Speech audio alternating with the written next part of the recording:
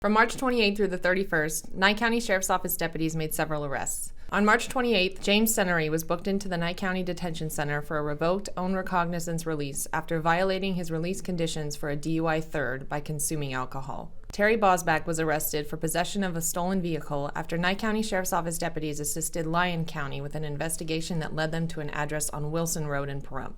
Edwin Howard was booked into the Nye County Detention Center on a book and release for an original charge of possession of a controlled substance, and Kevin Craney was arrested for a failure to appear warrant. On March 29th, Angella Hedlund was arrested for unlawful acts related to human excrement or bodily fluid by prisoner after concealing feces in her socks and throwing it at deputies within the Nye County Detention Center in Pahrump.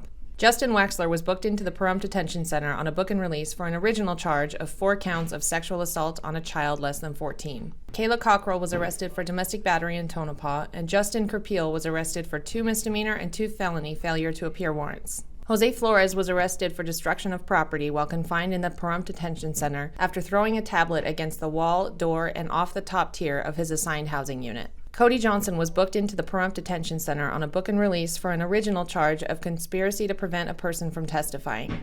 Mariah Rice and Taylor Tenenbaum were arrested for failure to appear warrants. Miguel Ruiz Medina and Josiah Rangel were arrested for possession of stolen property and possessed to sell a controlled substance following a traffic stop in Tonopah.